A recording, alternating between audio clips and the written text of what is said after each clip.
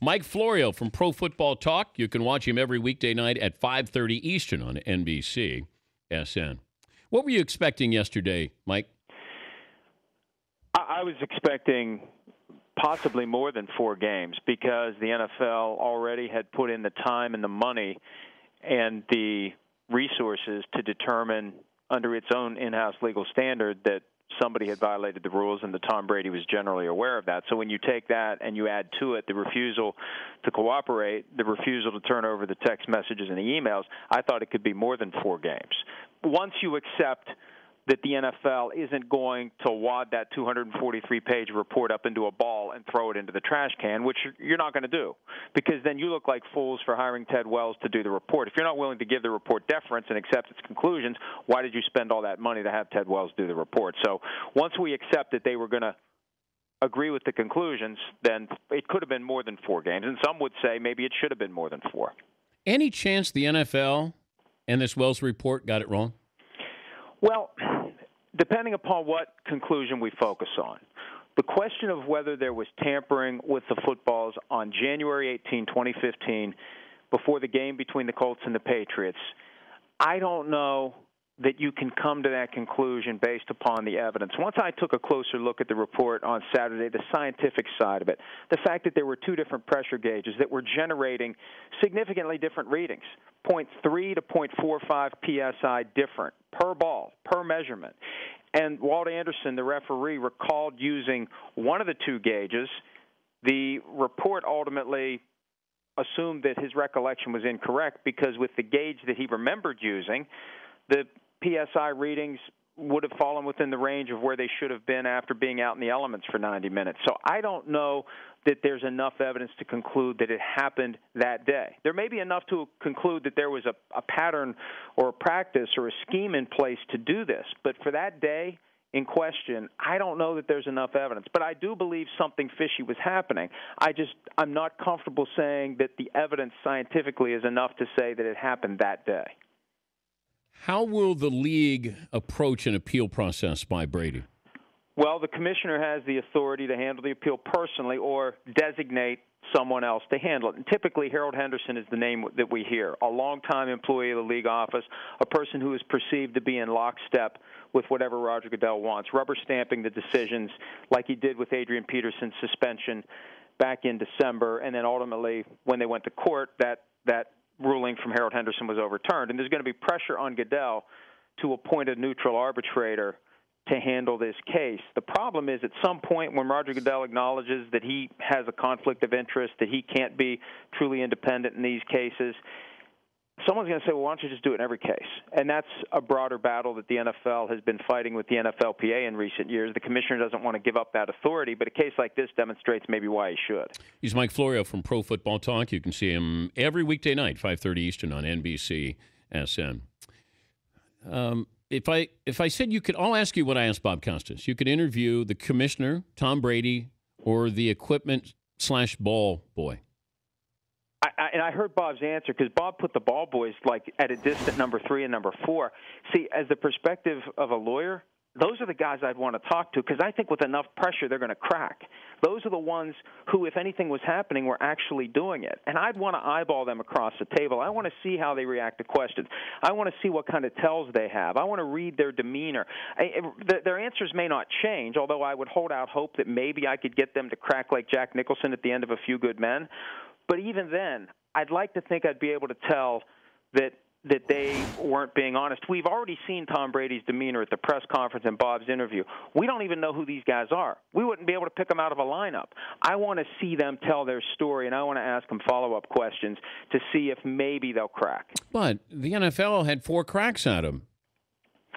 Well, they did, and they wanted more, and that's where this thing kind of went off the rails for the Patriots. The Patriots refused to make Jim McNally available one last time to explain a text message he sent during a game between the Patriots and Packers at Lambeau Field. They wanted to ask him about that. The Patriots said enough, and that may have been the point where the Patriots sealed their $1 million fine and their loss of draft picks, because the NFL takes this whole cooperation thing seriously, and I get the impression the Patriots and Brady got completely exasperated by the process and decided we've done everything we can, enough's enough, you're determined to get us no matter what we do, but But when you fail to cooperate, you give the NFL something far more tangible than whether or not there was tampering with the footballs. It's a separate violation, and, hey, you failed to cooperate. And people in the court of public opinion are going to say, well, you had something to hide. That's why you failed to cooperate. If you represented Brady, what would you tell him?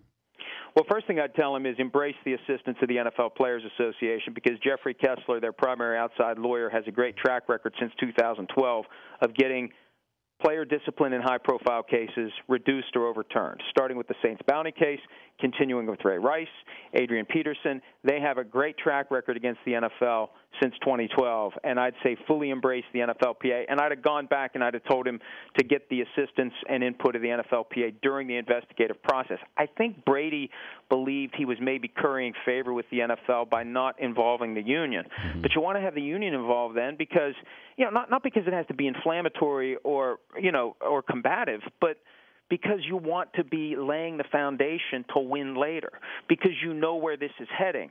So you make the right moves during the investigation, so when it's time to litigate, you already have your puzzle pieces in place. That's where this thing may be, for Brady, something that's going to be hard to salvage on appeal.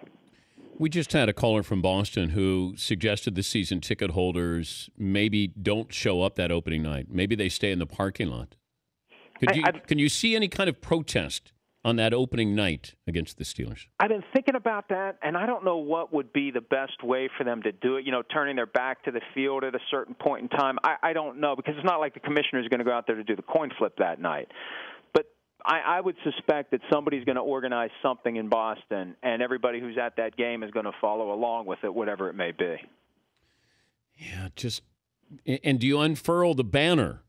Or do you wait until the Jets come to town? Yeah, I think you hold it for the Jets game, assuming that the suspension ultimately is upheld. And there's a lot of dominoes that still need to fall before Tom Brady doesn't play Week 1 against the Steelers. But you assuming told me he's not there, I think you wait. Yeah, but you told me last night that the league is looking at this as like they did the PED, the Adderall guys. That they don't reduce those. That once you get popped for that, that's it. The other stuff.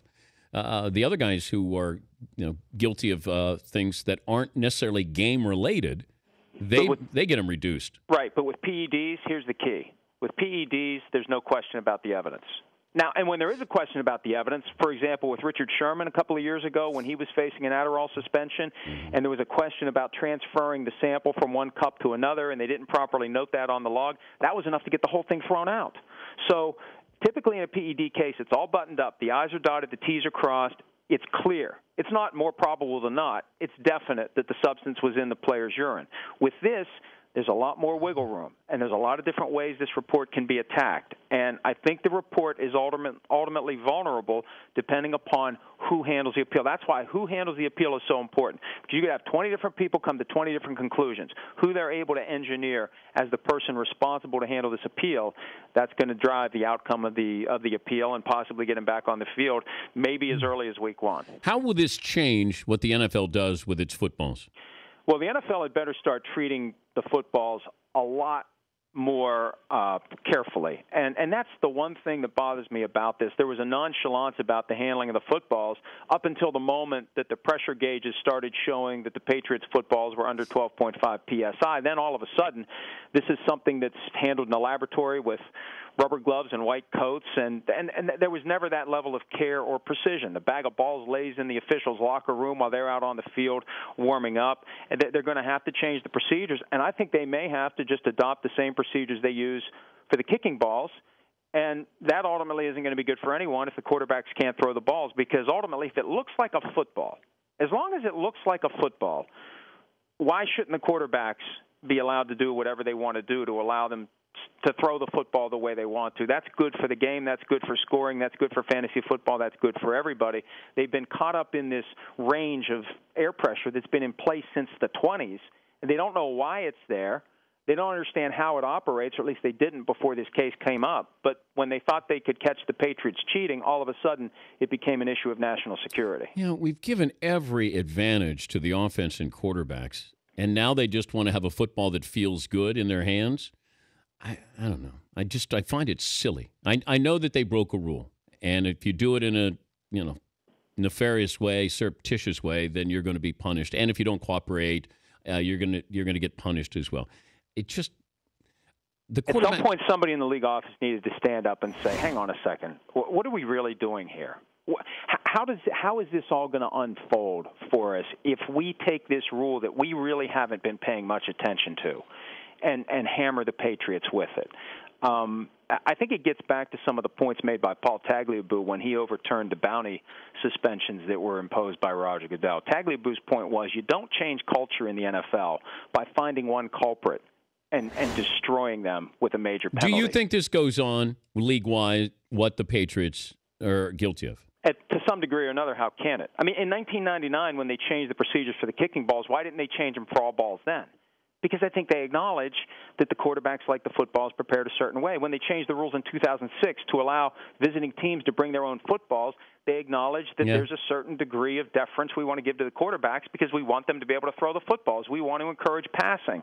So that's why this specific rule, to take it and turn it and use it as a hammer against the Patriots, it just – I mean, I know there's an element in the league office that wanted to catch the Patriots and just wants to catch all cheaters because that's the approach now. We catch somebody doing something they shouldn't do, and we make an example out of them so no one else will try to get away with things. I just think somebody should have taken a broader view at this and said, there's something about this that just doesn't make a whole lot of sense. Did the punishment fit the crime? If we accept that the crime happened, yes, it did, especially because of the failure to cooperate. That's what makes it harder. But I don't give up my phone, Mike. If I'm Brady, why would I give my phone up and trust that nothing gets out? Would you give up your phone? If it's part of an employee investigation, a workplace investigation, and it's explained to me how the forensic company is going to draw the information off the phone, looking only for certain recipients and with search terms. I mean, everybody in the league office gave up their phone when it was time to do the investigation on who had the Ray Rice video, including the commissioner. This is standard practice for workplace investigations, and there are protections in place. And I know it sounds a little heavy-handed, but it happens all the time. And if you really the problem is, for people reacting to this on the outside, if you don't have anything to hide, why didn't you just give up your phone? And that makes it hard for Tom Brady or the Patriots to come out of this looking like they didn't do anything because people are going to say, then why did you not fully cooperate with everything the NFL wanted? Okay, but let's say there's a joke there with Brady and one of his friends, and he says something, middle finger emoji about the commissioner or something, or, he can inspect these balls. Like just something that could be taken out of context, and all of a sudden that's leaked. Like I don't think that Brady by not cooperating, giving up his phone, makes him guilty. I think he's guilty in another way, but not because he wouldn't give up his phone. And you're making a good point. And I wish when Don Yee was doing his media tour last week, that's the point he had made, that there may be stuff on there that does get twisted and taken out of context, and they can point to the text messages between Yastrzemski and McNally as evidence of things being taken out of context and being leaked inaccurately. The early PSI numbers that were leaked by the NFL to ESPN were horribly inaccurate. The 10.1 PSI in the initial letter to the Patriots, there was no football measured at 10.1 PSI. And the Patriots, I'm told, didn't even know the real measurements until March. And I think at a certain level, there's selective leaking that's done for strategic reasons. So maybe it would have created another mess for Tom Brady to have to clean up. But still, it's hard to get past the perception that he didn't fully cooperate with the investigation. And, they use softer language in the report and in the punishment that he wasn't candid. I mean, they're basically saying he lied to them, but they don't use that language. Yeah. But Belichick gets off, right? And meanwhile, Sean Payton got a year for Bountygate. Yeah, and that doesn't make any sense. We wrote about that last night, quoting from the letter to Sean Payton, talking about how it's his obligation to supervise his staff, and you're supposed to know. If you didn't know, you're supposed to know. Yeah. Well, how does that not apply to Bill Belichick? I know. All right, Mike. Thank you, buddy. All right, buddy. Mike Florio, Pro Football Talk. You can watch him every weekday night, 5:30 Eastern on NBCSN.